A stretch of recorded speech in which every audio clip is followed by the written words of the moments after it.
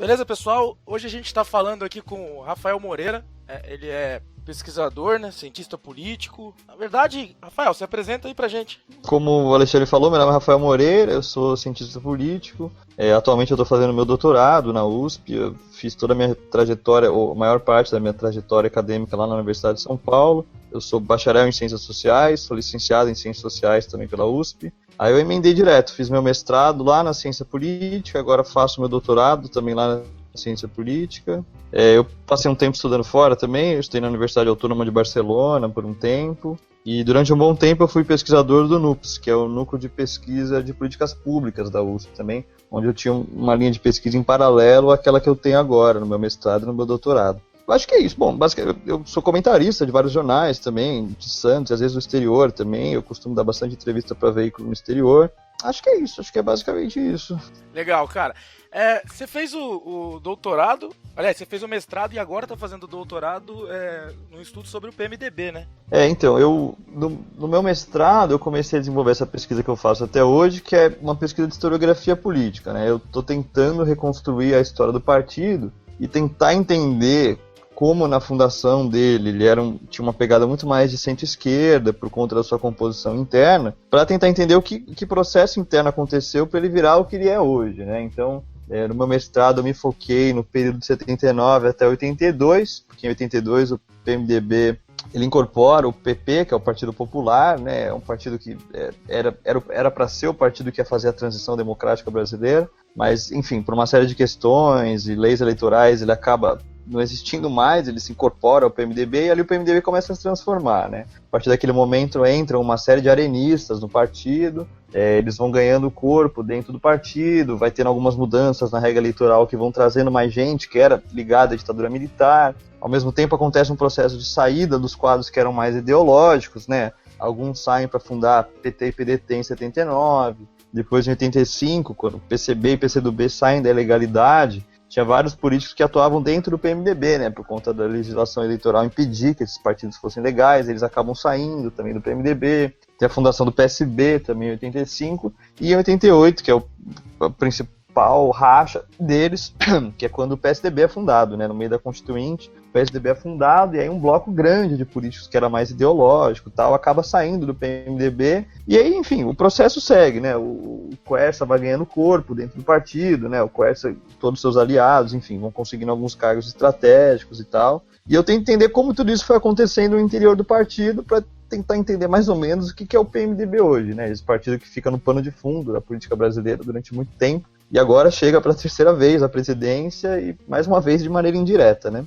Nesse período da criação do PSDB, você disse que uma parte do PMDB saiu para a fundação do PSDB, eram pessoas que eram mais ideológicas. O que você quis dizer com isso? Eu não entendi muito bem o que seria ser ideológico com relação ao PMDB para a fundação do PSDB. Qual era a diferença de ideologia entre as pessoas que estavam ali no PMDB que fundaram o PSDB? Então, primeiro assim, acho que é importante eu dizer aqui que ainda não tem consenso na literatura de ciência política sobre os fatores que levaram à formação do PSDB, tá? A gente tem uma corrente ali que prega que foi uma questão muito mais ideológica, que de fato os políticos que fundam o PSDB têm divergências ideológicas com aqueles que acabam ficando no PMDB, e as votações da Constituinte de todos esses políticos servem mais ou menos como medida para perceberem como aconteceu isso. Mas tem uma corrente diferente na ciência política que prega que a fundação do PSDB teve ligado muito mais à questão pragmática eleitoral, né? Tipo, esse bloco de políticos do PMDB era principalmente de São Paulo. Eles tinham perdido espaço aqui no diretório estadual por conta da ascensão do grupo ligado ao Quercia, tá?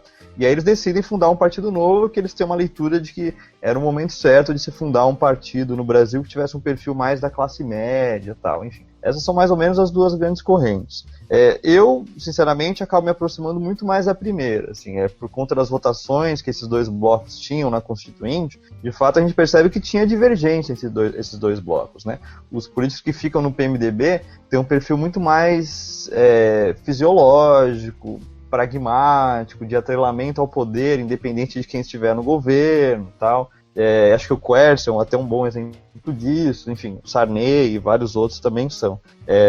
Mas aqueles políticos que fundam o PSDB, eles têm um conteúdo programático ali, né? Eles têm um projeto de Brasil, eles têm um projeto econômico pro Brasil, que, lógico, é muito diferente do que eles têm hoje, enfim, mas era um projeto de fato, né? Eles tinham um conteúdo programático, né? Tinha uma série de acadêmicos por trás do partido, né? Fernando Henrique e tal, e vários outros ligados ao SEBRAP, né, que é o Centro Brasileiro de Análise e Planejamento, que é um centro de pesquisa que fica em São Paulo, que serviu muito, durante muito tempo, teve uma ligação mais teórica, acadêmica com o PMDB, mas esse bloco de política acaba se aproximando do PSDB quando rola a fundação e tal. Então, na época, eram partidos bem diferentes, né, tanto que o PSDB, na época, ele sai do PMDB, é muito louco pensar isso hoje, assim, né, mas o PSDB, na época, ele sai do PMDB à esquerda, né. Ele é um racha à esquerda do PMDB na época, lógico. Com o passar do tempo ele acaba migrando, né? Ele pula pro lado direito e tal, enfim. Só pra deixar um pouco claro, assim, o que eu tô querendo dizer. Não sei se ficou claro, ficou? Sim, ficou. Até sobre esse lance, né, você falou que os políticos do PMDB serem um pouco mais pragmáticos e estarem do lado que tá o poder. Quem olha de fora, que não estuda tão profundamente quanto você, enxerga muito isso, que o PMDB ele tá sempre aliado ao governo, né, a quem é a situação. Você conseguiu entender nessa pesquisa o porquê disso? Como que esse processo acontece? Minha explicação, cara, é a seguinte.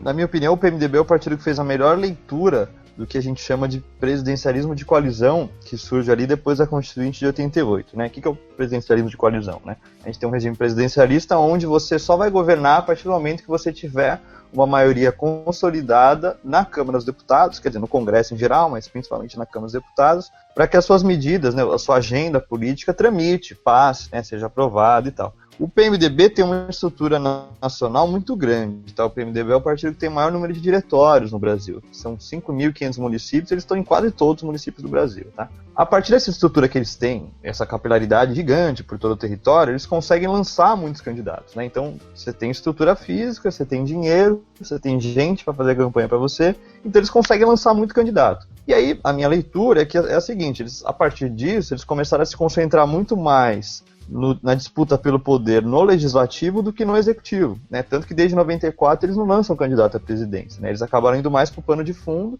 lançando um monte de candidato para deputado federal e para senador, de maneira que lá na frente eles consigam sempre bancadas muito grandes, né? Eles são sempre a primeira ou a segunda maior bancada do Congresso. E aí, com isso, eles fazem com que fique ingovernável, né? Fica muito difícil você governar o Brasil sem contar com eles na coalizão, né? Tanto que eles participam do governo do PSDB e participam do governo do PT também, né? Fica meio que uma coisa assim, você não consegue, sem eles é impossível governar o Brasil. Lógico que com eles também não é fácil de governar, né? A Dilma deixou claro isso que aconteceu agora essa semana. Mas enfim, na hora de fazer uma coalizão, você acaba tendo que contar com esse bloco gigante de parlamentares, senão você não consegue aprovar nada. Mas lógico, tem um ônus, né? Você acaba moderando muitas vezes o seu programa partidário, que foi o que o PT fez, né? Você se alia com esse bloco, mas que é um bloco, como eu falei, muito mais pragmático, fisiológico e tal. Então você acaba moderando o seu próprio programa, porque senão você sabe que ele não vai ser aprovado, né? Ele não vai tramitar, sua agenda política não vai ser tocada, né? Não vai ser colocada em prática.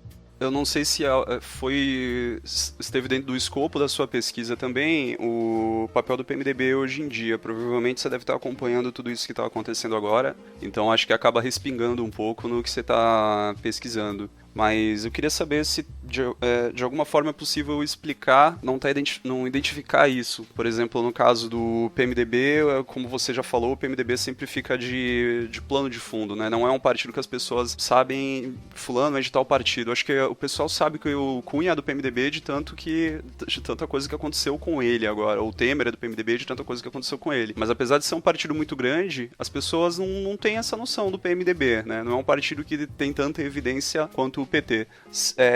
Quanto o PT, ou não sei, o PSDB, por exemplo, é um partido que, né, as pessoas ligam aquela pessoa, aquele político ao PSDB.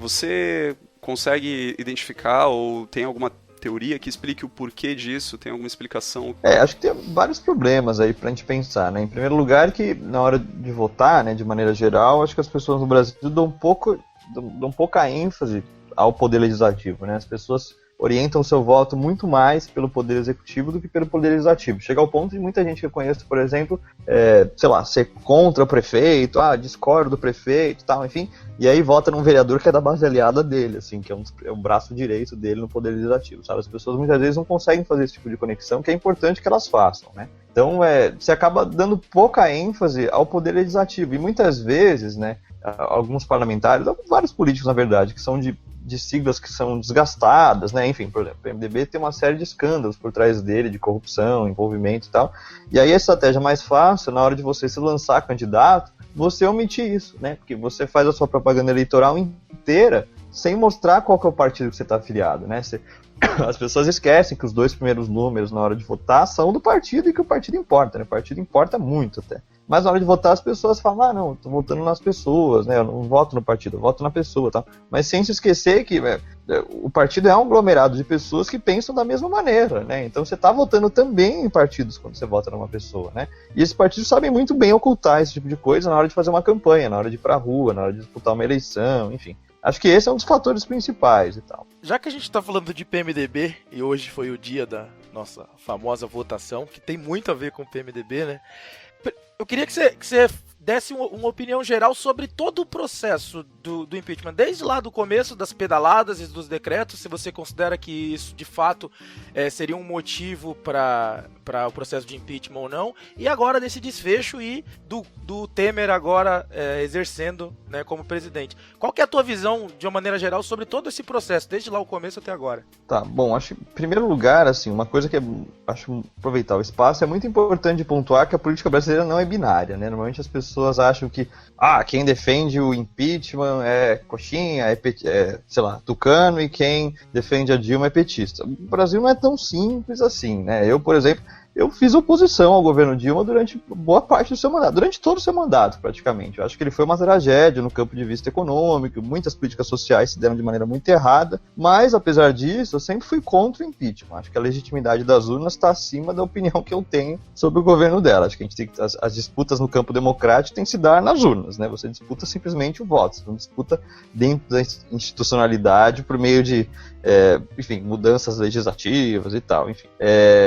Tendo dito isso, acho importante colocar, assim, eu sou contra o impeachment, como eu falei. Acho que pedalada fiscal não é passível de impeachment, nunca foi, na verdade, né? E é bom lembrar que essa é a pauta central do impeachment, né? As pessoas costumam dizer, mas ela não tem mais base no Congresso, mas ela teve estelionato eleitoral, teve corrupção e tal, enfim, não. O que ela está sendo julgada é pela lei de responsabilidade fiscal, pelas pedaladas fiscais. Isso nunca foi passível de impeachment e não continua sendo, né? Tanto que nesse momento atual a gente tem 7 governadores de estado, nesse exato momento, que estão usando do mesmo subterfúgio para maquiar contas públicas e tal. E se fosse passível de impeachment, esses 7 governadores, nesse exato momento, estariam sofrendo esse mesmo processo de impeachment nas Assembleias Legislativas. A gente está vendo que não é o que está acontecendo, né? Enfim, esse tipo de pauta, assim, foi se construindo ao longo do tempo, né? Desde o momento que acabou a eleição, em 2014, o impeachment passou a ser um fim e estava-se em busca de um meio, né? Então, primeiro tentou-se anular eleições, dizendo que as urnas tinham sido fraudadas, depois pediu recontagem de votos, depois entraram no processo no TSE, enfim, o impeachment era o fim e estava tentando encontrar um meio para interromper esse governo do PT, porque esse grupo político que chega ao poder agora é um grupo que sempre perdeu nas urnas, né? Esse projeto político que está chegando ao poder agora, com um ajuste fiscal muito aprofundado, e isso é importante dizer que o ajuste fiscal começa no governo Dilma, até, mas que não seria tão aprofundado quanto ele vai ser agora no governo Temer, né? Esse projeto econômico era um projeto que estava perdendo nas urnas, né? Desde 2002, né? Esse projeto econômico perdeu em 2002, em 2006, em 2010, perdeu em 2014 pela 4ª vez seguida, e agora está chegando e vai ser colocado em prática por meio de do que eu chamo de uma eleição indireta, né? A gente estava vivendo nesse tempo todo mais ou menos um terceiro turno, né? Que estava se avaliando o governo Dilma por uma série de questões, enfim. Muitos têm se dito também sobre a questão do estelionato eleitoral. Eu acho que houve sim estelionato eleitoral, acho importante dizer isso também.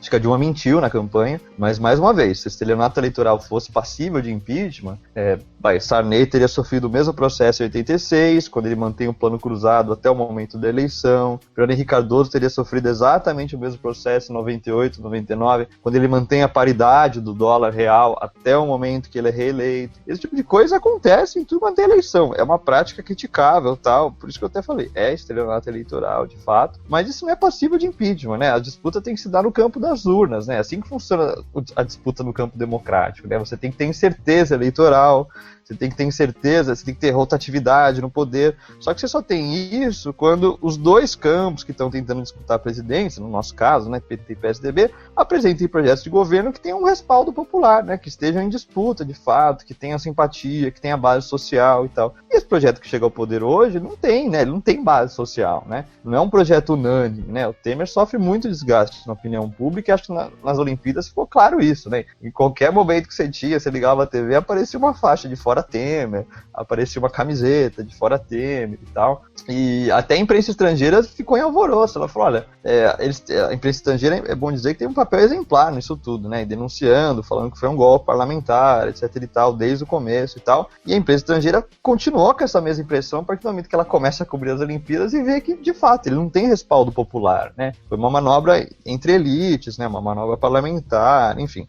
Você falou que o problema de orçamento dela não seria passível de... Na verdade, ele não seria passível de impeachment se a gente se basear de que não é executada a lei da forma que ela deveria ser. Mas a lei diz que um dos motivos para se impedir um presidente é ele não respeitar a lei orçamentária, né? E a lei de responsabilidade fiscal tá dentro disso.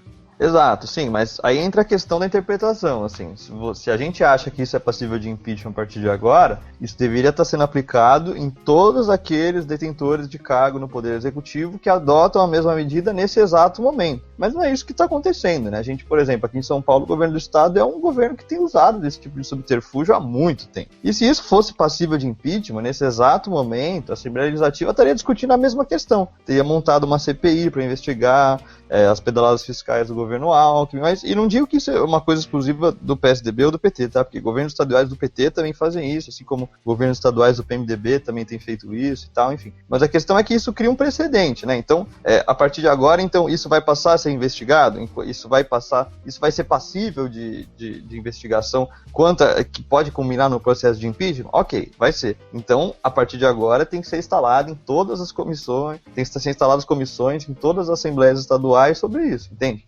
Não é nem a partir de agora, né? Na verdade, desde 88 a Constituição já diz isso. A gente devia estar... É que a gente não respeitava, na verdade, né? A gente nunca respeitou. Então, assim, eu acredito eu que o fato de nós nunca termos respeitado a lei não torna ela menos lei. Nos torna pessoas que não respeitaram a lei. Eu concordo contigo que isso devia ser aplicado com todos. O que eu não concordo é a tese de que isso é um golpe porque não é feito com ninguém. Não é o fato de não se fazer com ninguém tá errado. Não o fato de se fazer com a presidente.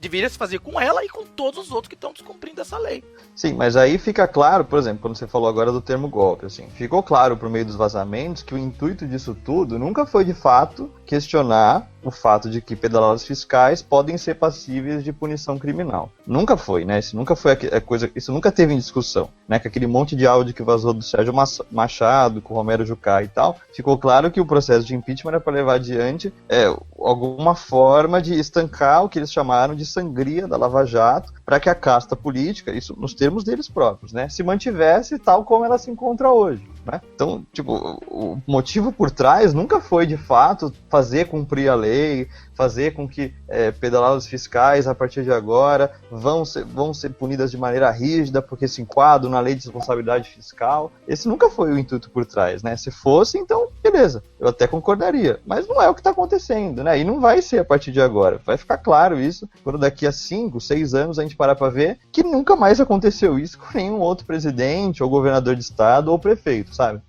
Entendo o que você está falando, que existe um problema de isso não continuar acontecendo e a grande chance de não continuar acontecendo, mas eu não consigo entender como golpe algo que está sendo feito seguindo a lei, né? Na minha visão, se está dentro da lei, embora os motivos sejam escusos, ainda assim está se seguindo a lei, né? É o que devia ser feito nos outros casos também. Infelizmente não se faz, infelizmente talvez não se faça num curto período, mas eu acho que a nossa sociedade tem aprendido um pouco mais com com esse momento e sei lá, eu tenho esperança que isso melhore, que essa fiscalização seja um pouco mais rígida daqui pra frente. Né? Mas aí a gente tem que pensar em outra coisa também, né? Que legalidade nunca foi parâmetro de moralidade, né? Não é porque tá na lei que isso não foi um golpe, né? Se a gente para pra pensar, a escravidão também estava na lei, né? Tinha uma lei lá da escravidão que dizia que tal pessoa tem direito a possuir tantas pessoas. E a gente pode ir mais longe, né? O apartheid, na África do Sul, era legal. Isso estava na lei, tinha uma base jurídica sustentando isso e tal. Mas não quer dizer que isso é moralmente aceito, né? São coisas diferentes. A legalidade nunca é um parâmetro de moralidade, né? Não é porque tá na lei que eu vou falar, então se tá na lei, tudo bem. Não, isso não é bem assim, entende? Tem parâmetros de moralidade que são muito diferentes da legalidade. Como a gente estava até falando antes, assim, a questão do financiamento de campanhas, por exemplo. Empresas monstruosas como o Odebrecht chegarem e doarem tanto para PT quanto para PSDB, que independente de quem ganhar, eles vão estar no governo. Isso tá na lei, isso é legal. Elas podiam fazer isso até pouco tempo atrás. Não era nada errado, elas podiam chegar e doar milhões de reais para a campanha, e esse era o tipo de resposta que eles sempre davam quando questionados. Você falava, mas você está doando milhões aí de reais para a campanha, isso é antidemocrático e tal. Eles falavam, bom, beleza, mas tá na lei, isso não é legal. Tudo que a gente está fazendo não é ilegal, tá lá. Mas isso mostra que, olha, moralidade é uma coisa, legalidade é outra, são coisas diferentes, entende? Eu acho que a questão da lei de responsabilidade fiscal, ela é moralmente aceitável. Eu não acho que ela tem que deixar de ser cumprida. Todos os outros exemplos que você citou, eu concordo que eles teriam que ser abolidos. Agora, eu não acho que tem que ser abolida a lei de responsabilidade fiscal. Eu acho que é sim necessário que, se um governante não cumpra a lei de responsabilidade fiscal, ele perca o seu mandato. Você não acha que deveria ser assim? Não, eu acho que o governo que descumpre a lei de responsabilidade fiscal deve ser punido de alguma maneira, mas não por meio do impeachment, né? Porque impeachment é um processo criminal. A pessoa ali diretamente tem que ser imputada por um crime. A pessoa tem que ter enriquecido de maneira ilícita, escondido dinheiro no exterior, lucrado, desviado dinheiro público diretamente para conta dela. O processo de impeachment é isso, é um processo criminal. A pessoa diretamente tem que ter se beneficiado diretamente de alguma coisa que é ilegal. Mas aí a questão é diferente, né? A gente está falando de uma lei de responsabilidade fiscal, uma lei de gestão pública e tal. É uma outra coisa, entende? Eu vou fazer um parênteses aqui, daqui a pouquinho eu emendo a minha pergunta. Com relação a isso, a minha opinião é de que, do ponto em que não se aplica a lei para punir quem desrespeita a responsabilidade fiscal, pro ponto que você vai impeachment uma pessoa que descumpriu, eu acho que deveria acontecer alguma coisa. Se até então os presidentes não sofriam impeachment e você não remove pessoas do cargo por causa disso, pro ponto que você vai remover uma presidente do cargo, se não houve nenhum alerta, se não foi comunicado, se não teve nenhuma menção, se não foram reprovadas as contas antes, o que foi que aconteceu nesse meio tempo aí que justificasse uma ação tão drástica, né, sem interesse nenhum, apenas com o interesse da justiça, como está sendo colocado. Então eu concordo com o teu ponto, com a tua leitura disso, de que realmente é algo que soa muito estranho, porque foi o que eu falei, partiu do ponto de que nada era feito com relação a isso para o ponto que agora defende-se que deva ser impeachmentado qualquer pessoa que fizer isso. Eu duvido que vá ser impeachmentado qualquer pessoa que fizer isso, mas mesmo que fosse ser impeachmentado qualquer pessoa que passar a fazer isso, é estranho, né? Soa muito mal, é uma coisa muito esquisita a partir de um lado de nulidade, ali de tolerância para a punição extrema, né? Que é a remoção do presidente do cargo. Mas enfim, né? Tem várias leituras a respeito disso, cada um tem uma opinião também. Agora, um dos pontos que foi colocado hoje também, que gerou bastante repercussão, eu estava até lendo algumas notícias sobre os líderes de alguns partidos como o PSDB, não sei se o DEM também, mas houve bastante discordância com relação ao desmembramento do processo de impeachment em duas partes, uma delas ser votada a remoção da presidente do cargo e em outra parte ser votada em separado a perda dos direitos políticos dela. O próprio Collor meio ressentido, chorando, quase chorando lá, tava falando que, né, ele reclamando que quando foi com ele não teve esse direito de ser julgado separado e tal, parece aquela criança que perde, né, e pô, tipo, mudaram a regra do jogo, comigo não foi assim, foi um mundo injusto. O que você acha disso? Eu vi um vídeo da Joyce Hasselman, é uma repórter aí não sei se da Folha, não sei onde que ela tá trabalhando agora, mas ela publicou um vídeo na internet logo que foi decidido isso, falando que por trás disso existia uma articulação objetivando proteger a Dilma para que ela não fosse investigada pela Lava Jato, para que ela não fosse condenada, tentando dar algum tipo de imunidade para ela, que ela não conseguiria se os direitos políticos dela fossem cassados junto com o mandato. Os líderes do PSDB e do DEM tinham cogitado abrir um processo no STF com relação a isso, mas parece agora que eles voltaram atrás. A última noite recuaram e vão evitar isso para não desgastar o processo do impeachment, porque isso poderia abrir algum precedente para que o processo de impeachment fosse negado. Enfim, eu queria saber o que você acha disso, o que você acha especificamente dessa parte dessa decisão que foi tomada de desmembrar, e se você acha que isso foi feito com algum interesse por trás, enfim, além de colocar a Dilma de repente para ser uma professora universitária ou não remover ela totalmente da vida política, mas se isso foi feito para de alguma forma tentar proteger ela.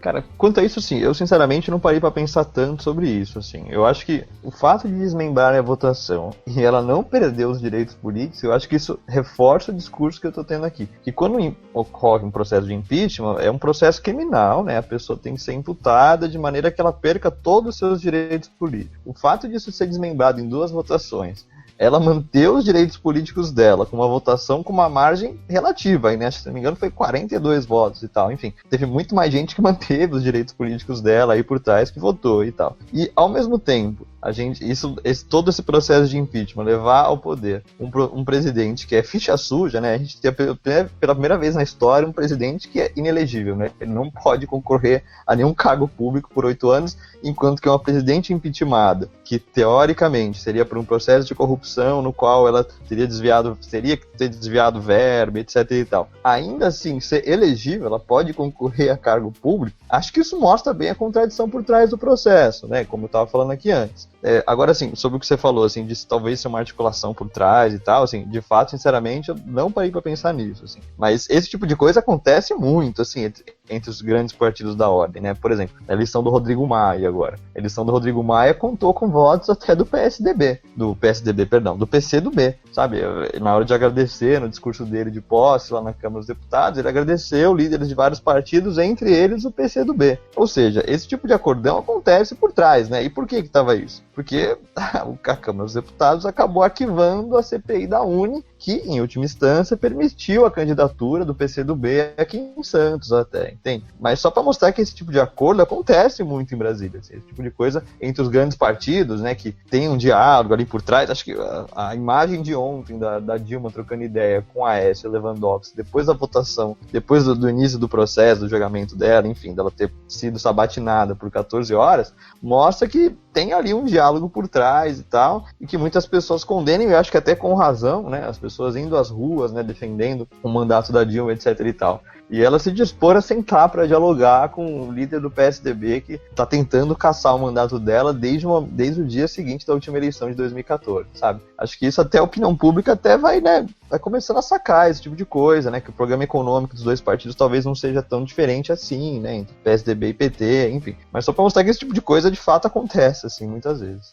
Não, é até legal que o pessoal comece a perceber que os caras lá não são inimigos, então não tem motivo pra você ser inimigo de outra pessoa por ela gostar mais do PSDB ou mais do PT. Ela ter esse diálogo com os caras, eu não acho que seja negativo, não. Eu acho que é uma questão de tentar entender o que tá acontecendo. Eu acho que a população tem que prestar atenção nisso. Agora, no lance lá de separar as 2 votações, né? Vocês até brincaram com o lance da declaração do Collor e tal, mas de fato, se a gente aplicar a mesma ideia que a gente estava aplicando antes na questão do impeachment, de que se não foi feito com ninguém, por que está se fazendo com a Dilma? Pô, se com o Collor foi feito de um jeito, por que agora com a Dilma está sendo feito de outro, né? Porque pelo que eu vi, o Collor pediu, o Collor ele tinha encaminhado na época dele, Cara, esqueci o nome do... Bom, ele tinha abandonado a presidência, certo? Ele tinha encaminhado a carta que faria isso. Só que, ainda assim, ele foi julgado no processo de impeachment, porque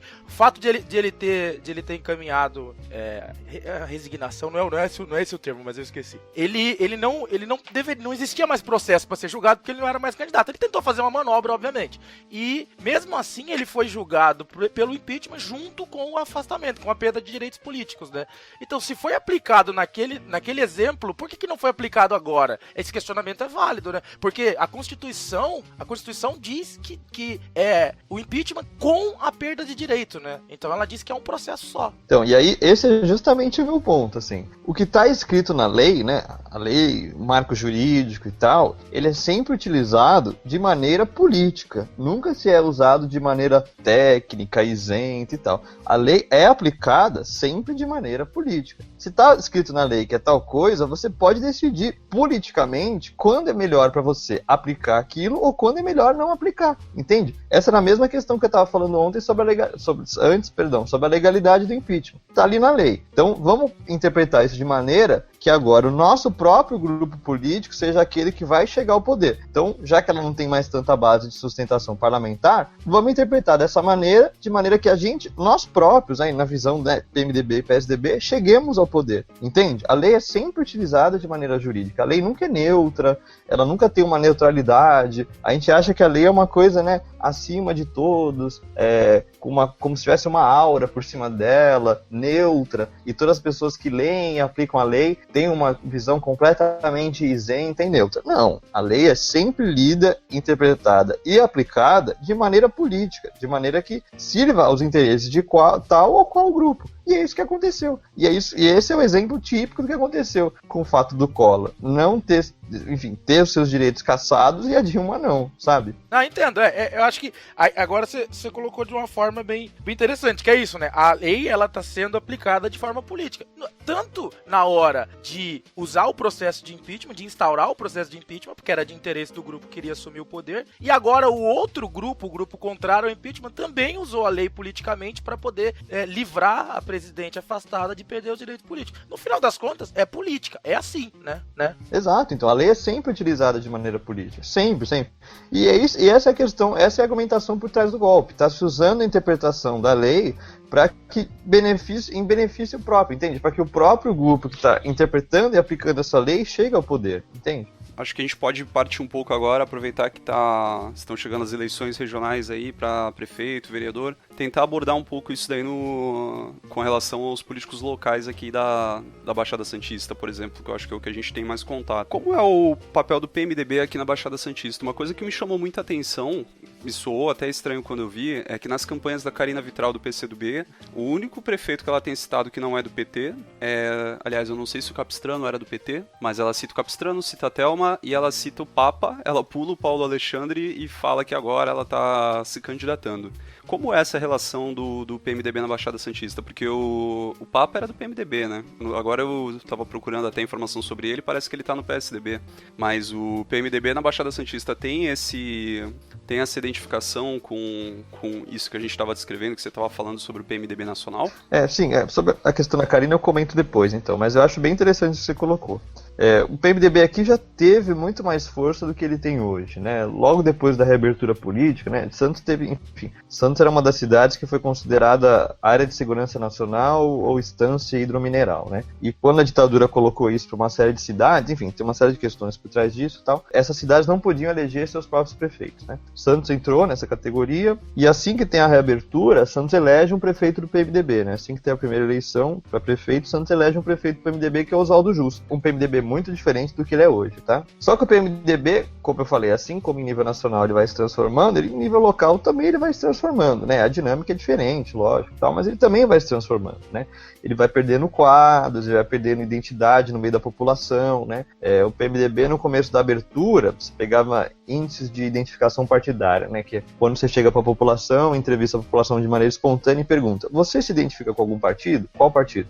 O PMDB naquele momento tinha uma identificação altíssima, né? Ele só é superado depois pelo PT PT, e esse nível se mantém até hoje. Mas o PMDB tinha certa base social, né? Sempre teve muitos vereadores aqui na cidade e tal. A questão hoje em dia é muito diferente, né? O PMDB foi minguando, chegando ao ponto de hoje ele só ter um vereador, né? Você pega a composição atual da Câmara de Vereadores aqui de Santos, só tem um vereador do PMDB, porque boa parte deles migrou pro PSDB, né? O PSDB teve aí um processo de cooptação de quadros bastante forte aí nessa última legislatura e foi atraindo muita gente pro PSDB e tal. Sobre a questão da Karina que você colocou, é legal você pontuar isso, assim, para que as pessoas até conheçam, assim, qual o histórico do PCdoB aqui em Santos, apesar dele tentar construir uma candidatura, né, com um discurso aí de esquerda e tal, mas o PCdoB, historicamente, em Santos, sempre esteve até à direita do PT, né, uma coisa meio diferente aí, né, cada cidade tem a sua conjuntura diferente. O PCdoB, por exemplo, a Karina cita o Papa, porque o PCdoB estava no governo Papa, né, o PCdoB participou do governo Papa, participou da coligação eleitoral, participou do governo, tal, enfim, isso é só você dar um Google, qualquer pessoa procurar no Google, PCdoB, Santos, governo Papa, que você vai achar algumas notícias da época mostrando isso. Depois chegou em 2012, mais uma vez, né, o PCdoB, nas eleições de 2012, esteve coligado com o PMDB ainda no primeiro turno, né, mesmo com os outros partidos de esquerda lançando candidaturas próprias, né, esquerda ou centro-esquerda, enfim, PT lançou candidatura própria, PSOL lançou candidatura própria, PSTU lançou candidatura própria, mas o PCdoB sempre teve mais ou menos uma lógica parecida com aquela que o PMDB tem em nível nacional, né? Eles se aproximam daqueles que têm mais chance eleitoral. E foi isso que aconteceu, né? Eles apoiaram no primeiro turno ainda o Sérgio Aquino, tal, o Sérgio Aquino não ganhou e tal, enfim. E agora estão servindo meio que de braço político aí para o PT poder lançar candidaturas a vereador, né? Porque a Thelma, obviamente, ainda é o nome mais forte do PT aqui em Santos, mas não com força suficiente para se eleger prefeita. E aí a estratégia do PT qual foi? Se aproximar do PCdoB, o PCdoB lança aí qualquer candidatura a prefeita e assim a Thelma pode sair candidata a vereadora para tentar reconquistar uma cadeira ou duas, enfim, dependendo do quociente eleitoral dessa eleição, na Câmara de Vereadores de Santos, entende? Sim, com certeza. Só uma dúvida, essas alianças com o PMDB aqui local, que você está falando, o PCdoB é um partido que não tem nacionalmente uma identificação com... não deveria ter, pelo menos, uma identificação tão grande com o PMDB. Mas localmente eles fizeram alianças durante alguns anos aqui. Isso se deve à governabilidade, a tentar criar uma aliança para ficar mais forte na região? É uma coisa ideológica? O que foi que aconteceu aí, né? Por que aconteceu esse processo aqui? Em nível local, esse tipo de aliança acaba sendo muito mais pragmática entre esse tipo de partido, né? A dinâmica local acaba sendo muito diferente da dinâmica nacional, muitas vezes, né? Então, enquanto no âmbito nacional, em todos esses últimos anos aí de governo do PT, o PCdoB sempre foi um braço, né, do PT, completamente aliado a ele, enfim. A gente costuma falar até que o PCdoB era mais governista do que o PT, nos mandatos do PT, porque o PT ainda fazia uma autocrítica, tá certo, ela ficava muito mais no campo do discurso do que na prática, mas pelo menos ele fazia uma autocrítica, né, se colocava, enfim, muitos dos seus quadros criticavam alguns programas sociais e tal. O PCdoB não, né, o PCdoB assinava embaixo qualquer coisa que o governo PT fazia. Mas a dinâmica local, muitas vezes, acaba sendo um pouco diferente, né, isso depende muito das pessoas que fundam um partido em determinado município, né, de qual a base social que as pessoas que fundam esse partido são próximas, né, sei lá, se tais pessoas que fundam um partido são do meio sindical, por exemplo, e ali tem uma corrente sindical que é mais ligada a partidos de esquerda hoje em dia, sei lá, PSOL e PSTU, por exemplo. Então, elas acabam fundando um diretório municipal do partido que representa, de fato, o campo da esquerda, né, que na hora de fazer coligação municipal vai procurar partidos de esquerda e tal. Mas isso depende muito da conjuntura de fundação de cada partido. Por exemplo, sei lá, não estou falando que é o caso aqui, mas enfim, só para citar como exemplo, imagina que o PCdoB aqui em Santos foi fundado por, sei lá, empresários, pessoas X e tal. Então, essas pessoas, em tese, nunca vão se aproximar de movimentos sociais, né, ou de lideranças políticas do campo da esquerda também. Não estou falando que foi o caso aqui, enfim, porque eu não sei como foi o processo de fundação do PCdoB aqui, mas só citando como exemplo, tal, sabe? Isso depende muito da fundação, do partido e do perfil das pessoas que fundam ele, né? Isso vai determinar muito as coligações em nível municipal. Uma coisa que a gente estava até comentando aqui rapidinho antes da gente começar a gravar, eu vou até tocar de novo nesse assunto, aí a gente tenta conversar um pouco sobre ele. Parece que com com tudo que aconteceu aí com o governo Dilma, com o governo do PT nacionalmente, começou a aumentar uma aversão a qualquer movimento de esquerda, a partidos de esquerda que muitas vezes não tem nada a ver com o PT, com o que o PT fazia, com as alianças que o PT fazia.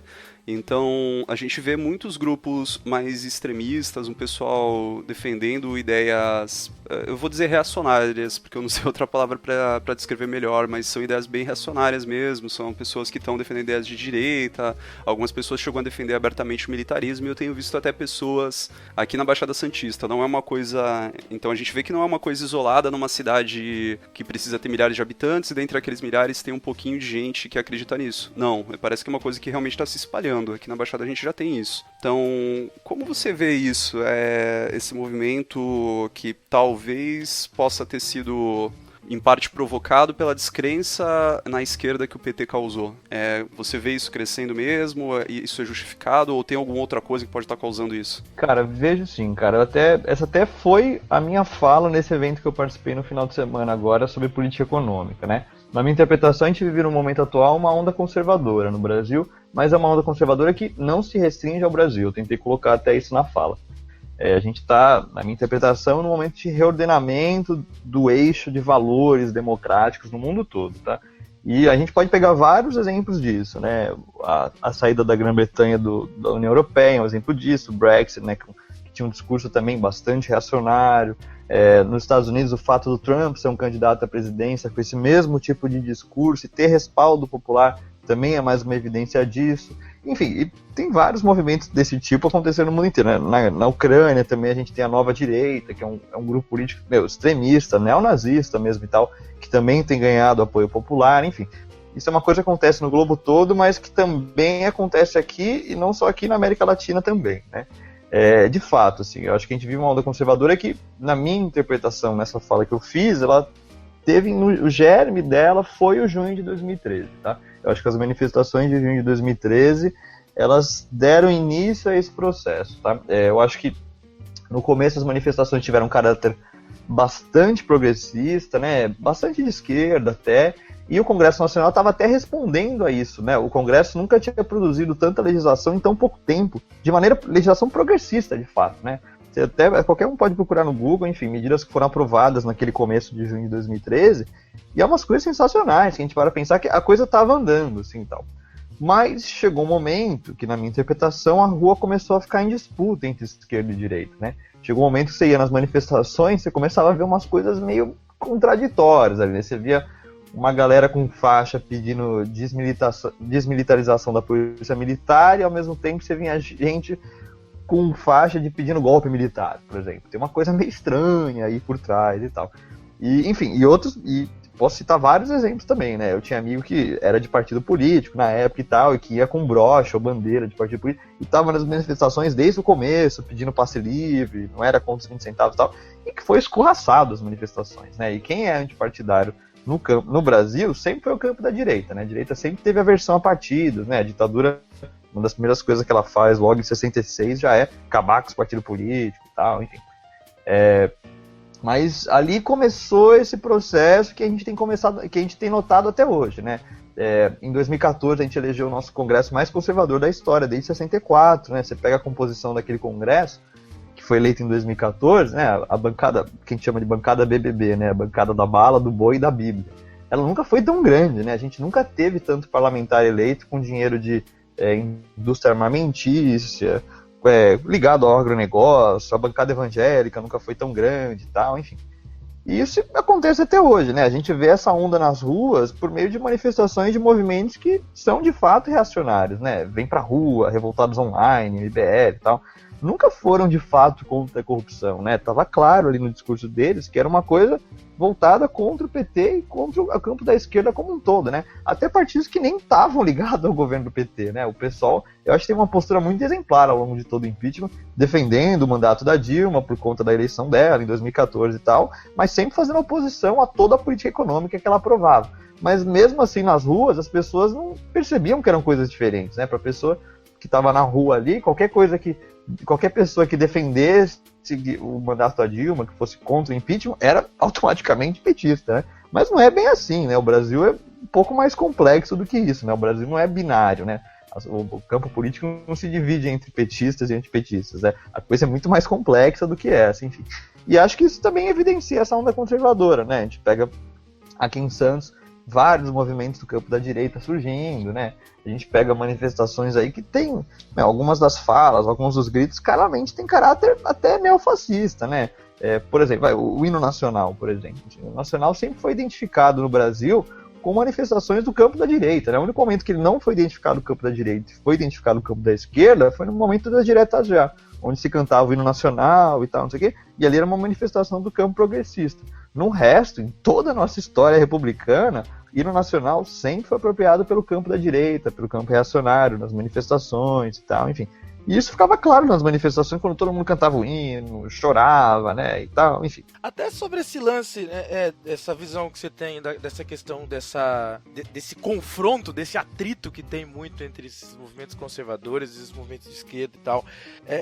Eu acredito que esse princípio de caos que a gente tem visto agora, desse tipo de polarização, faz parte do crescimento do interesse da população pela política, que é o que tem acontecido, eu acho, eu acho que é uma coisa boa, embora esses embates e às vezes até violência saia disso, e isso é ruim de fato, mas o maior interesse da população pela política eu acho que é enriquecedor para a nossa república, para o nosso crescimento como país e como democracia. O que você acha sobre isso?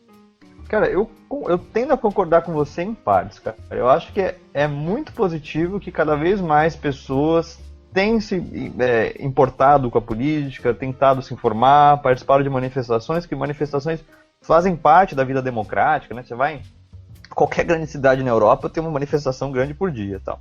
Mas a questão que tem que estar sendo feita também é de que maneira essas pessoas que estão indo às ruas se manifestar e se interessar por política estão se informando. Porque muitas vezes você vê coisas que são mentira, né? Não tem outro termo até para usar, porque são pessoas que estão falando coisas que são mentira, né? As pessoas vão pra rua dizendo que, sei lá, enfim, o maior absurdo que eu ouvia sempre é que o PT queria dar um golpe comunista. O PT vai dar um golpe comunista, eu li isso no Facebook, eu recebi no WhatsApp disso, não sei o quê. Entende? Esse é o tipo de pessoa que muitas vezes está indo pra rua participar de manifestações, o que é saudável, mas não está se informando muito bem, né? E acho que a informação tem que preceder esse tipo de mobilização, né? O primeiro passo para você se mobilizar e participar mais da política do seu país, da sociedade, enfim, é se informar de fato, né? É ir atrás de quem está financiando tal candidato, quem está financiando tal partido. Olha, esse partido fez essa coligação ali antes. Eu ouvi falar que tal coisa que o PT quer dar um golpe comunista. Então é verdade isso, é verdade porque eu li na internet. Gente, você lê na internet não quer dizer que é verdade, né? Vai atrás de fonte, né? Vai atrás de livro de verdade, né? Não adianta se informar somente pelo Facebook, né? O Facebook é uma ferramenta muito importante, eu acho, de disseminação da informação e tal, mas muitas vezes é uma fonte de veracidade também, né? Boa parte do que circula por lá é simplesmente mentira, né? Isso fica claro a partir do momento que você começa a usar o Google, sabe? É só você pesquisar no Google algumas coisas e você descobre, tá? Eu lembro quando rolou, acho que, não sei se foi quando Lula saiu do poder, enfim, não lembro o que aconteceu, que circulou uma foto dele com um crucifixo atrás e também do lado tinha uma foto do Itamar com um crucifixo atrás, falando que ele roubou aquilo e tal. Gente, é só usar o Google, aquilo tava lá, um presente que ele recebeu, acho que do Frei Beto e tal, não era do Palácio do Alvorada, era dele e tal. A foto com o Itamar era quando o Itamar já estava muito velhinho, não era no governo Itamar, ele já estava bem velhinho, estava claro isso na foto e tal. E qualquer pessoa descobriria isso se usasse o Google, sabe? Se fosse atrás de ver fontes de verdade, de notícia e tal, enfim. Mas esse tipo de coisa não está sendo feito, né? As pessoas estão participando mais da política, mas estão deixando de se informar também. E se informar é o primeiro passo, né? Primeiro você tem que se informar, você tem que ir atrás, aí sim, você começa a ter uma consciência política maior, você começa a se politizar de fato, e aí sim você pode ir pra rua reivindicar aquilo que você achar que é melhor para o Brasil, entende? Quando você estava falando sobre a guinada que houve nos protestos que começaram aparentemente com viés mais liberal, progressista, e aí tomaram um rumo diferente aí com o Revoltados Online, com essas pessoas assumindo a frente. Você acha que houve uma cooptação por parte da mídia, de alguma forma influenciando, e de outros interesses financeiros por trás disso? Ou você acha que simplesmente foi esse segundo ponto que a gente estava falando agora, sobre a alienação das pessoas mesmo, e outras pessoas se aproveitando dessa alienação, mas com interesses particulares, e não com, enfim, sem nada maior por trás disso, somente pessoas querendo usar com interesse particular para se promover, se eleger, mas sem ideologia. Você acha que houve alguma coisa relacionada à ideologia, com jornais, ou existiu alguma coisa planejada com relação a isso, ou foi só alguém que tirou proveito particular? Cara, eu acho que é uma combinação das duas coisas, eu acho. Cara, eu acho que se aproveitaram da despolitização de boa parte dessas massas que estavam indo às ruas, né, e que muitas vezes, pelas pesquisas de opinião que a gente tem na época, tem uma colega minha, cientista política, que fez muita pesquisa de rua nas manifestações, aplicando survey, né, fazendo questionário e tal, não sei o quê, e descobriu umas coisas muito legais, né, por exemplo, que muitas das pessoas que estavam ali estavam participando de uma manifestação pela primeira vez na vida, né. Isso mostra um pouco que eram pessoas não tão politizadas, né, que estavam indo na rua ali e tal, pela primeira vez, enfim, para deixar o seu marco na história, para aparecer na TV, o que seja por trás. Mas acho que a partir disso, houve sim um aproveitamento disso tudo por parte da mídia, por parte de alguns setores da classe política também, né, que começaram a convocar manifestações e tal, talvez até por medo, eu acho, né, porque naquele momento, no momento inicial, a classe política estava respondendo de maneira à esquerda para esses protestos, né, o aumento dos 20 centavos tinha sido barrado nas ruas, né, e isso para não falar de todas as outras pautas que estavam sendo aprovadas naquele momento. Acho que a classe política ficou com medo naquele momento, e não só a classe política, acho que também grandes setores da imprensa também ficaram com medo, e aí sim começaram a convocar manifestação. Esses movimentos que foram fundados depois, tem um financiamento por trás deles que é muito estranho, qualquer um pode procurar no Google e tentar descobrir qual financiamento de MBL vem pra rua e tal. Gente, é uma coisa muito obscura, que até agora não tá claro de onde vem a grana desses movimentos sociais, e aí sim, pode ter muito interesse por trás de políticos, de setores até talvez da imprensa e, setores, Estados Unidos, enfim, Estados Unidos tem participação em tudo quanto é coisa na América Latina. Até hoje a gente acha que eles participaram só dos golpes dos anos 60 e 70, mas não, né? Até hoje eles têm um peso muito importante e tal, e participam de muita coisa que talvez, como em 64, a gente só vai descobrir daqui 20, 30 anos, enfim. Acho que é uma combinação das duas coisas. Tá. Cara, eu vi que você estudou fora, high school só? Ou você chegou a estudar fora também depois de adulto? Cara, as duas coisas, cara. Eu acabei o colégio aqui, aí eu fiz um ano a mais de colegial nos Estados Unidos, eu fiz um ano a mais de colégio lá, só com matérias optativas e tal. Aí eu voltei, fiz cursinho, passei na facu, e aí na facu eu fui estudar fora de novo, mas aí na universidade, né? Eu fui estudar na Universidade Autônoma de Barcelona, também por um ano. Quer dizer, eu estudei um semestre, fiquei mais alguns meses, deu quase um ano lá fora. Tá. Nesse tempo que você ficou lá nos Estados Unidos, né? Você fez esse um ano de colegial lá, você conseguiu, você já era interessado por política e tal? Você já acompanhava bastante isso? Já, cara, eu sempre acompanhei. Eu acho que eu comecei a acompanhar mais quando eu voltei, mas acho que antes de ir pra lá eu já acompanhava, assim, eu tinha tirado voto de eleitor com 16 anos e tal, lógico, não era tão informado quanto eu sou hoje e tal, mas eu já acompanhava, e lá eu comecei a acompanhar bastante também, enfim, e acho que quando eu voltei aqui talvez tenha sido muito mais ainda, que foi aí que eu fui caindo nas ciências sociais lá da USP, né. Tá. O que você acha que a gente pode aproveitar da experiência? Nós, nos Estados Unidos, temos uma idade parecida como país, né? O que você acha que a gente pode aproveitar do que tem lá pra melhorar a nossa situação política aqui no Brasil? Cara, essa é uma pergunta difícil, assim, porque, primeiro, porque, assim, os dois países têm processos históricos muito diferentes, né? A gente sempre foi uma colônia de exploração, eles sempre foram uma colônia de povoamento, né? E isso deixa marcas no país, né? Por exemplo, as políticas de ações afirmativas, né? Como cotas, etc e tal, elas começam lá muito antes daqui, né? Elas começam lá já nos anos 60, né? Incluindo negros nas universidades e tal, enfim. Que é o tipo de coisa que a gente está colocando em prática agora aqui, e ainda assim a gente tem muito rechaço, né? A população é extremamente contrária e tal. Enfim, tem várias coisas que a gente está colocando em prática aqui, que vem de lá, ou que não que vem de lá, mas que já foram aplicadas lá, mas talvez por conta do nosso caráter muito conservador e tal, até hoje tenha muito rechaço, né? Por exemplo, a gente pega a lei de grandes fortunas, por exemplo, assim, essa é uma lei que acontece muito em países da Europa Ocidental, nos Estados Unidos tem essa lei de grandes fortunas, enfim, a taxação das pessoas que recebem muito mais do que a maioria das pessoas acontece nesses países e tal. E aqui, quando os partidos de esquerda tentam colocar esse tipo de coisa em discussão, sabe, por exemplo, lei de heranças, lei de grandes fortunas, enfim, por um um imposto de renda que seja mais redistributivo e tal, tem um rechaço enorme da população, muitas vezes porque ela não vai atrás de se informar também, sabe? Esse tipo de coisa poderia e deveria, eu acho, ser aplicado aqui, porque aí sim a gente conseguiria reduzir a desigualdade social, né? Que essa é a grande questão por trás, né? A gente ainda até hoje, por conta do nosso histórico lá atrás de colônia de exploração e tal,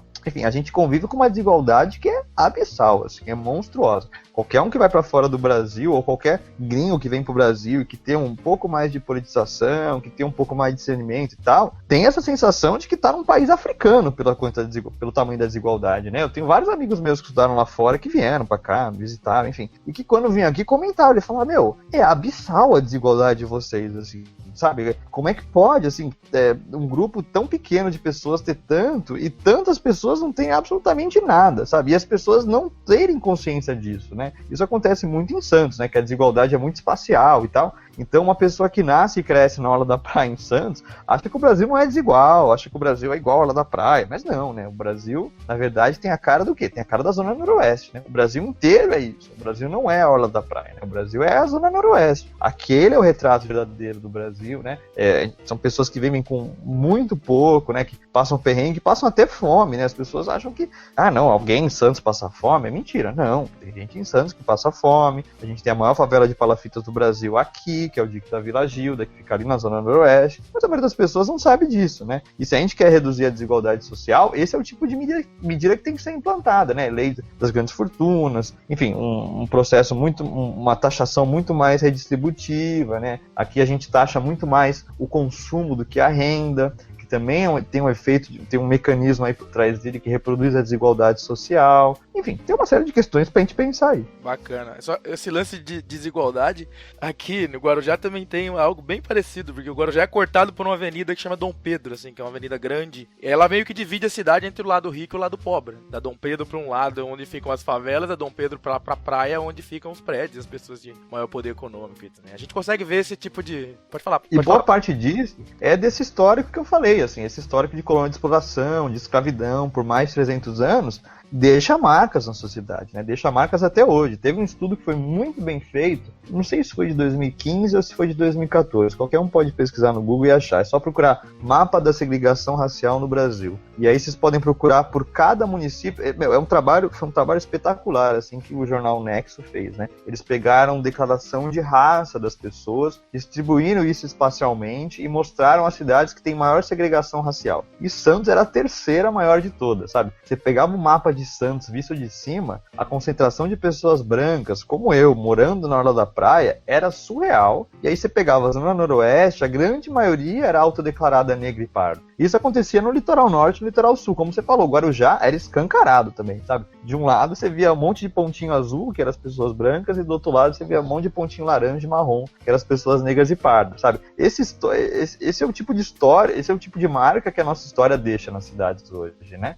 Perfeito, cara. A gente tá tentando colocar no podcast um finalzinho pra dar uma aliviada, já que a gente fala desse assunto que é tão pesado que é a política, né? A gente tá tentando fazer com que os participantes façam uma indicação de qualquer coisa, seja série, livro, um site, qualquer indicação que você ache bacana passar. Então começa aí, dá a tua, já que você é o convidado do dia.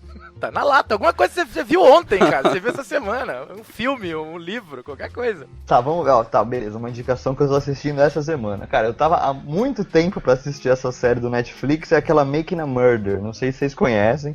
Sim. É uma série muito legal, que é uma série baseada em fatos, enfim, é uma série real, né, uma série documental e tal, que o discurso por trás dela é mostrar a seletividade da justiça, né, a seletividade da justiça americana, né, e é algo muito legal pra gente pensar a seletividade da justiça no Brasil, acho. Eu acabo assistindo ela inteira com os olhos voltados aqui pro Brasil, sabe, pensando que a grande maioria das pessoas que acabam sendo presas são pessoas de baixa renda, que não tem direito, não tem como recorrer em todas as instâncias, não tem como pagar um advogado caro e tal. Enfim, é uma série muito boa, assim, espetacular, que, cara, eu recomendo para qualquer pessoa que quiser pensar um pouco mais de maneira jurídica sobre a questão da justiça, sobre o que é justiça, qual o conceito de justiça que cada um tem e tal, e até para comparar também Estados Unidos e Brasil e para mostrar que lá como cá não somos tão diferentes assim, sabe?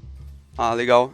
Eu vou fazer a minha indicação, apesar da gente ter tido essa ideia para sair um pouco do tema, mas na verdade a minha indicação vai ser também sobre política. Eu já estava querendo ler há muito tempo a coleção sobre a ditadura militar no Brasil do Hélio Gaspari, a ditadura derrotada, a ditadura escancarada. Então eu comecei agora com a ditadura derrotada, o sacerdote feiticeiro. É um livro que eu tenho me debruçado sobre ele, assim, alguns trechos eu tô lendo 2, 3 vezes, porque é muito denso o conteúdo, né? Você realmente tem que digerir aquilo tudo e você vê como as coisas são relacionadas, como tudo aconteceu assim, é impressionante. Eu tô gostando bastante, eu ainda tô no primeiro, tô começando agora, mas realmente, eu entendo que de verdade é um livro que eu deveria ter lido. Eu tô feliz de estar começando a ler agora. Legal. É muito bom. Pô, a gente teve esse livro na nossa graduação, cara, em algum curso, eu já não lembro mais qual que eu fiz, mas alguma disciplina nossa da graduação a gente teve que ler alguns capítulos, alguns volumes desse livro e tal, e na época não tinha nem saído todos e tal. E de fato, assim, cara, é uma obra sensacional, assim, Hélio Gaspari, mandou benzaço e tal. Eu não lembro nem mais como, assim, mas eu acho que era uma questão de, tipo, ele acho que foi assessor do Geisel, alguma coisa assim, eu já não lembro. Então ele sabia de tudo que estava acontecendo por trás, assim, e tal, e ele acabou escrevendo essa obra monumental, que de fato é sensacional para quem quiser tentar entender minimamente o que foi a ditadura militar brasileira. Concordo, cara, muito boa indicação. Cara, eu vou indicar série também, porque eu sou maníaco de série. Eu tenho até aplicativo pra controlar as séries que eu assisto, de tanta série que eu assisto ao mesmo tempo. eu comecei a ver, acho que há um ano mais ou menos, série chamada Vikings. É uma série do History Channel. Acho que ela tem no Netflix, tem primeira e segunda temporada, se não me engano. Agora ela acabou a terceira temporada, tá pra ir pra quarta. Cara, série animal, muito bem produzida. Quando eu vi History, eu tive um pouquinho de preconceito, porque eu não sou muito chegado em documentário e tal, e eu achei que fosse algo desse tipo, mas não. É dramatizada, mas ela tem muita coisa histórica, muito bacana. Vai, pra quem quiser procurar, vale muito a pena. Cara, encerrar aí, se você quiser deixar alguma mensagem de encerramento, pra gente finalizar. Pô, primeiro agradeço pelo espaço, cara. Parabenizo vocês pelo projeto. Acho, extremamente importante esse tipo de espaço para que as pessoas comecem a se informar de fato, né? Acho que a mudança na política passa por aí, né? Passa para as pessoas se informarem mais, ouvirem pessoas que, enfim, como eu, se dedicam a estudar a política, né? Eu dedico a minha vida a estudar a política e tentar entender alguns processos e tal. E é importante que as pessoas se informem sobre esse tipo de coisa, sobre o que está acontecendo e tal, porque na hora do voto isso tem consequência, né? Eu tenho sugerido muito para as pessoas aqui em Santos irem atrás de ler os programas dos candidatos a prefeito, por exemplo, né? Quanto mais informação, acho melhor, assim. Enfim, parabenizo vocês pelo projeto, acho um espaço muito legal, agradeço pelo convite, tô aí, cara, quando precisarem, tamo aí. Magno? Eu sei que eu faço isso em todas, mas realmente é porque eu fico feliz quando as pessoas aceitam o convite, quando a gente consegue fazer um contato legal, então eu vou fazer novamente. Queria agradecer por você ter aceito, novamente agradecer, né? E espero que a gente consiga realmente abrir esse espaço. Eu acho que o que a gente está fazendo aqui é maior do que a minha opinião e a opinião do Alexandre. Desde o começo, o que a gente quis fazer era se aprofundar naqueles assuntos, então tentar embasar a nossa opinião com algumas coisas, trazer material de fora, para outras pessoas que estão assistindo poderem tirar a opinião delas, não só baseado no nosso achismo, mas também baseado no que a gente perdeu um tempinho ali pesquisando, indo no Google, assistindo vídeo, então a pessoa poder ir atrás desse material também e tirar a conclusão dela. Agora a gente está conseguindo fazer essas entrevistas, eu acredito que o resultado tem sido muito bom, gostei bastante da gente ter falado contigo, e enfim, eu acho que para as pessoas que ouvem, a gente está conseguindo acrescentar, está conseguindo fazer o nosso papel político, está tentando ajudar de alguma forma também para as pessoas poderem tirar suas próprias conclusões. Acho que isso é o melhor que a gente pode fazer, né? Em vez de impor a nossa ideia, né? Expor e deixar que cada um tire suas próprias conclusões. Nós temos as nossas opiniões e a gente não esconde elas, né? A gente não coloca as nossas opiniões como sendo uma verdade absoluta. Exatamente. Até em opinião nós somos bem contrários, né? Não, sim, não, e as pessoas só têm a crescer quando elas ouvem pontos de vista diferentes, né? Concordo plenamente, cara. Esse foi o grande motivo, inclusive, de a gente começar a fazer isso, de ter procurado o Magno pra fazer, porque a gente sempre discutia pelo Facebook e aí, sempre com pontos de vista diferentes, aí foi a ideia de fazer isso aqui, cara. A gente, aproveitando até o gancho que vocês falaram, de você falou, Rafael, de se informar sobre a plataforma dos prefeitos e tal, dos políticos que vão ser votados agora, a gente tá tentando, a gente já entrevistou dois candidatos a prefeito, um aqui do Guarujá e um de São Vicente, né, o Walter Batista e o Caio Amado, lá de São Vicente, e entrevistamos o professor Kenny nesse meio tempo, né? Mas a gente tá tentando focar nos prefeitos, porque como a eleição tá pertinho, né, a gente tá tentando o máximo possível ouvir um pouco desses caras, questionar um pouco esses caras, saber o que eles pensam em fazer, né? Porque acho que essa é uma boa maneira de mostrar pra galera o que vai ser feito daqui pra frente, né? E valeu mesmo participar, cara. Foi muito legal mesmo bater o papo contigo.